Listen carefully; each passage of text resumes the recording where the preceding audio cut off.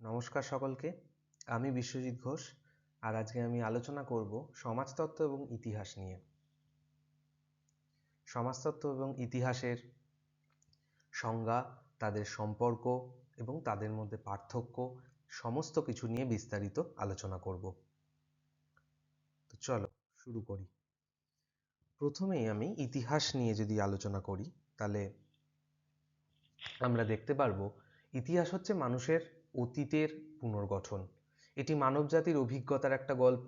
ইতিহাস হচ্ছে মানুষের অতীতের বিবরণ, একটা পদ্ধতিগত রেকর্ড, যেখানে প্রাচীনকাল থেকে বর্তমান পর্যন্ত মানুষের জীবন ও সাফল্যের ধারাবাহিক বিবরণ সংরক্ষিত আছে। ইতিহাসবিদ মানুষের গুরুত্বপূর্ণ ঘটনাগুলি সময়ের ক্রমানুসারে অধ্যয়ন করেন এবং তারা জানতে চান যে কোন সময় কি ঘটেছিল। অর্থাৎ হিস্ট্রি বা ইতিহাস হচ্ছে অতীতে কি ঘটেছে, কোন সময়ে কি পরিবর্তন হয়েছে, কোন মানুষ বা ঘটনায় কি প্রভাব পড়ছে, এই সবের সঠিক কিন্তু নথিভিত্তিক বিবরণ। সুতরাং সহজ ভাষায় যদি বলা হয়, অতীতের সত্য ঘটনাগুলোকেই প্রমাণ সহ বিশ্লেষণ করে যে শাস্ত্র, তাকেই আমরা ইতিহাস বলি। তবে একজন ইতিহাসবিদ শুধুমাত্র কিন্তু বর্ণনাতেই সন্তুষ্ট নন। তিনি ঘটনাগুলোর কারণ অনুসন্ধান করেন যাতে অতীতকে বোঝা যায়। শুধু কি ঘটেছিল তা নয়, বরং কেন ঘটেছিল সেগুলিও কিন্তু আলোচনা করা হয়। তবুও ইতিহাসবিদ মূলত অতীত নিয়েই বেশি আগ্রহী।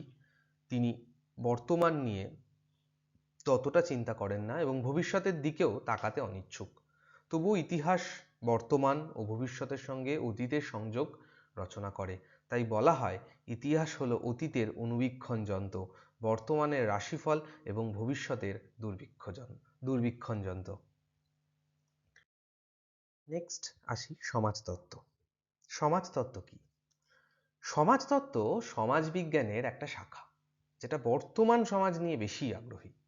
এটি মানুষের পারস্পরিক সম্পর্ক এবং মিথস্ক্রিয়াকে তার সকল জটিলতা ও বৈচিত্র্যের সঙ্গে বিশ্লেষণ করে। সমাজতত্ত্ব মানব সমাজের ঐতিহাসিক বিকাশেরও অধ্যয়ন করে। এটা মানব জীবনের বিভিন্ন যে পর্যায়গুলো, জীবনযাপন পদ্ধতি, রীতিনীতি, আচরণ এবং এগুলির প্রকাশ সামাজিক প্রতিষ্ঠান ও সংঘের মাধ্যমে কিভাবে ঘটে তা অনুসন্ধান করে। অর্থাৎ সমাজতত্ত্ব এমন একটা শাস্ত্র যেখানে মানুষ কিভাবে সমাজে বাস করে, কিভাবে সম্পর্ক গড়ে তোলে, কিভাবে নিয়ম মূল্যবোধ অনুসরণ করে এবং সর্বোপরি সমাজ কিভাবে পরিবর্তিত হয়, এই সমস্ত বিষয় নিয়ে কিন্তু অধ্যয়ন করা হয়। সহজ ভাষায় যদি আমরা বলি, মানুষের যে দলবদ্ধ জীবন এবং সমাজকে বৈজ্ঞানিকভাবে যে অধ্যয়ন, এই অধ্যয়ন করা যে শাস্ত্র, সেটাই হচ্ছে সোশিওলজি বা সমাজতত্ত্ব। এবার আসি সমাজতত্ত্ব এবং ইতিহাসের সম্পর্ক। তো সমাজতত্ত্ব এবং ইতিহাসের সম্পর্কের ক্ষেত্রে আমরা দেখতে পাই যে সমাজতত্ত্ব এবং ইতিহাসের সম্পর্ক সমাজতত্ত্ব ছাড়া কিন্তু অসম্পূর্ণ। সমাজের গঠন, প্রতিষ্ঠান, শ্রেণীবিন্যাস এবং সামাজিক পরিবর্তন বোঝার জন্য ইতিহাসের তথ্যভিত্তিক কিন্তু অপরিহার্য। ইতিহাসকে প্রয়োজন হয়। উদাহরণস্বরূপ বলা যায় যে ভারতীয় সমাজের বর্ণ ব্যবস্থার বিবর্তন যদি বুঝতে হয়, তাহলে ইতিহাসের ধারাবাহিকতা জানা অবশ্যই দরকার। আবার একইভাবে ইতিহাসও সমাজতত্ত্ব ছাড়া একপেশে হয়ে থাকে, কারণ কেবল ঘটনার বর্ণনাই নয়, সেই ঘটনার সামাজিক কারণ প্রভাব বোঝাটাও জরুরি, যা সমাজতত্ত্ব বিশ্লেষণ করে। এইভাবে ইতিহাস সমাজতত্ত্বকে যেমন একদিক থেকে তথ্য দেয়, আবার আরেক দিক থেকে সমাজতত্ত্ব ইতিহাসকে ব্যাখ্যা দেয়। সমাজতত্ত্ব অতীতের ঘটনা যে নিয়মিত যে প্যাটার্ন, সেই প্যাটার্ন খুঁজে বর্তমান সমাজের ব্যাখ্যা দেয়। আবার ইতিহাস সেই ঘটনাগুলোর কালানুক্রমিক ধারাবাহিকতা দেখায়। তাই সমাজতত্ত্ব এবং ইতিহাস পরস্পর কিন্তু সম্পূরক আমরা বলতেই পারি।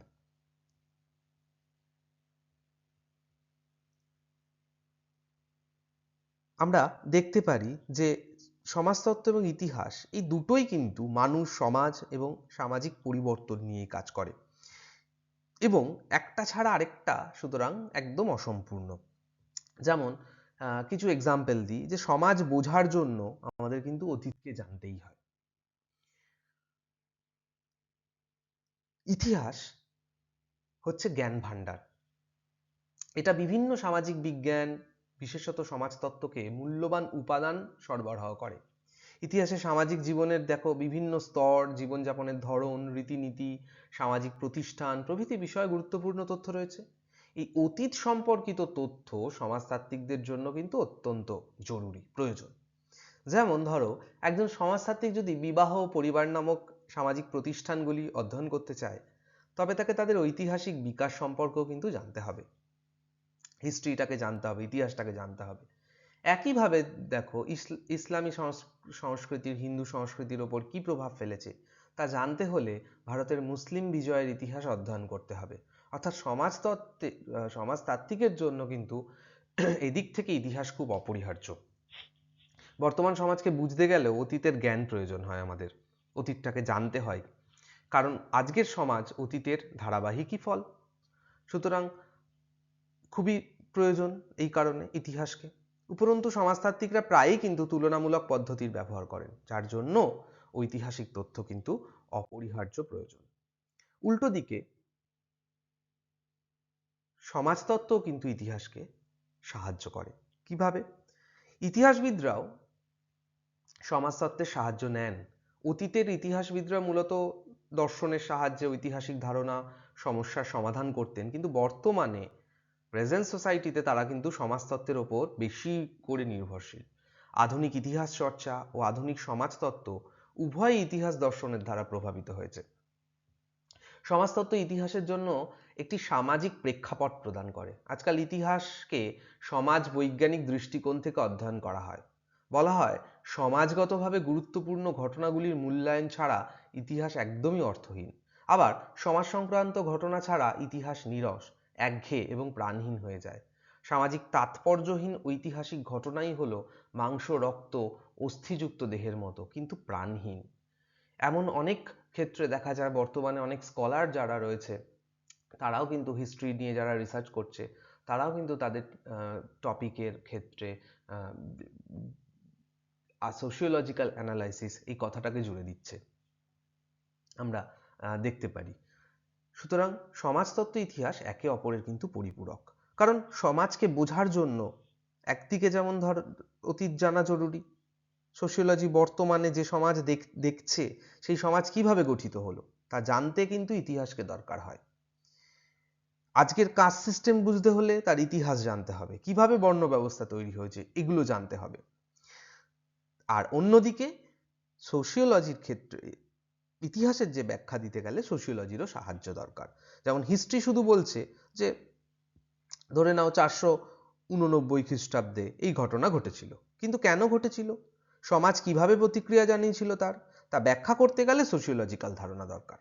তাই একে অপরের কিন্তু অবশ্যই পরিপূরক। সুতরাং অতীত প্লাস বর্তমান সম্পূর্ণ একটা সমাজচিত্র আমরা পাবো। হিস্ট্রি অতীত জানাচ্ছে, সোশিওলজি বর্তমান বিশ্লেষণ করে দুটোকে মিলিয়ে আমরা সমাজের সম্পূর্ণ এই এভলিউশনটা কিন্তু বুঝতে পারা যায়। এবং দুটো শাস্ত্রই, দুটো বিষয়ই সমাজ পরিবর্তন কিন্তু অধ্যয়ন করে। হিস্ট্রি একদিকে ব্যাখ্যা করছে কিভাবে রাজনীতি, অর্থনীতি, ধর্ম, সংস্কৃতি অতীতে বদলেছে, সোশিওলজি ব্যাখ্যা করছে আজ এসব পরিবর্তনের প্রভাবগুলো কি। সুতরাং সারসংক্ষেপে আমরা বলতে পারি সমাজতত্ত্ব ইতিহাস একে অপরের পরিপূরক। সমাজবিজ্ঞান বর্তমান সমাজকে বোঝার জন্য, সমাজতত্ত্ব বর্তমান সমাজকে বোঝার জন্য ইতিহাসের ওপর যেমন নির্ভর করে, আবার ইতিহাস সমাজতত্ত্বের সাহায্যে তার ঘটনাগুলোকে সামাজিক প্রেক্ষাপটে ব্যাখ্যা করে।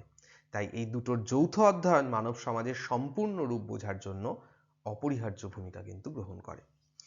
কিন্তু এই সম্পর্ক থাকলেও তাদের মধ্যে অবশ্যই এই দুটো শাস্ত্রের মধ্যে কিছু পার্থক্য আছে। তার আগে এই দুটো যে শাস্ত্র তার কিছু মেরিটস রয়েছে, তার কিছু গুণাবলীও রয়েছে। কি কি? যেমন প্রথমত সমাজের একদম পূর্ণাঙ্গ বোঝাপড়া দেয়। ইতিহাস সমাজতত্ত্বকে অতীত সমাজের প্রেক্ষাপট দেয়, সমাজতত্ত্ব সেই প্রেক্ষাপটে ভেবে দেখো বর্তমান সমাজের কাঠামো পরিবর্তন বিশ্লেষণ করে। ফলত দুটো মিলিতভাবে সমাজের একটা পূর্ণাঙ্গ সম্পূর্ণ একটা ধারণা গড়ে তুলতে সাহায্য করে, আন্ডারস্ট্যান্ডিংয়ে আমাদের সুবিধা হয়। 2 নম্বর, সামাজিক পরিবর্তনের বিশ্লেষণে সাহায্য করে। সমাজতত্ত্ব পরিবর্তনের ধারা খুঁজে বের করতে চায়, কেন, কিভাবে সমাজ বদলায় এই জায়গাগুলো নিয়ে সমাজতত্ত্ব আলোচনা করে। ইতিহাস এই পরিবর্তনের সময়ক্রম অর্থাৎ কখন কোথায় পরিবর্তন ঘটেছে তা দেখায়। যেমন ইউরোপে শিল্প বিপ্লবের ঐতিহাসিক প্রেক্ষাপট সমাজতাত্ত্বিক বিশ্লেষণের জন্য অপরিহার্য। কারণ ধরুন সমাজতত্ত্ব যে বিষয়টা সেটিও কিভাবে তার অরিজিন, তার জন্য তো হিস্ট্রিটাকে আমাদের প্রয়োজন। 3 নম্বর, সমাজতত্ত্বের তত্ত্ব যাচাইয়ের সাহায্য করে। অর্থাৎ সমাজতত্ত্বে গড়ে ওঠা তত্ত্ব যেমন মার্ক্সবাদ, ফাংশনালিজম অর্থাৎ ক্রিয়াবাদ বাংলায় বা আধুনিকীকরণ তত্ত্ব, এসব যাচাই করতে ঐতিহাসিক তথ্য ও নথিপত্র কিন্তু ব্যবহৃত হয় অনেক ক্ষেত্রেই। ইতিহাস সমাজতত্ত্বকে প্রমাণ ভিত্তিক গবেষণার সুযোগ করে দেয়। 4 নম্বর, ইতিহাসকে গভীর ব্যাখ্যা দেয়। ইতিহাস সাধারণত ঘটনার বর্ণনায় সীমাবদ্ধ থাকে। সমাজতত্ত্ব সেই ঘটনার পেছনের সামাজিক কারণগুলো যেমন শ্রেণী সংঘাত, ধর্মীয় প্রভাব, অর্থনৈতিক কাঠামো ইত্যাদি বিশ্লেষণ করে ইতিহাসের বর্ণনাকে গভীরতা দেয় একটা। উদাহরণস্বরূপ যেমন ফরাসি বিপ্লবের ইতিহাস বোঝাতে সমাজতত্ত্ব শ্রেণী বিরোধী এবং সামাজিক অসাম্যের তত্ত্ব প্রয়োগ করে। 5 নম্বর, গবেষণা পদ্ধতির বৈচিত্র্য আনে। দুটো শাস্ত্রের সংমিশ্রণে গবেষক ঐতিহাসিক যে নথি, হিস্টোরিক্যাল রেকর্ডস এবং সমাজতাত্ত্বিক পর্যবেক্ষণ, সোশিওলজিক্যাল অবজারভেশন উভয়কেই ব্যবহার করতে পারেন। তাতে কি হয়? গবেষণা পদ্ধতি আরও সমৃদ্ধ এবং বৈজ্ঞানিক হয়। সুতরাং এই গুণাবলীগুলো আমাদের মনে রাখতে হবে। এইবার আমি আসি ডিফারেন্সেস, অর্থাৎ সমাজতত্ত্ব এবং ইতিহাসের কি কি পার্থক্য রয়েছে। এটাও কিন্তু খুব ইম্পর্টেন্ট, এই পার্থক্যের জায়গাটা।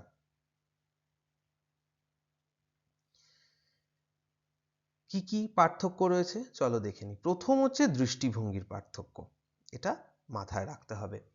অর্থাৎ ইতিহাস মূলত বর্ণনামূলক, কালানুক্রমিক, ক্রোনোলজিক্যাল শাস্ত্র একটা। এটি কি ঘটেছিল তা বলে, সেটা নিয়েই বেশি জোর দেয়। সমাজতত্ত্ব কিন্তু অ্যানালাইটিক্যাল, বিশ্লেষণমূলক। এটি কেন ঘটেছিল ও তার ফল কি তা বিশ্লেষণ করে।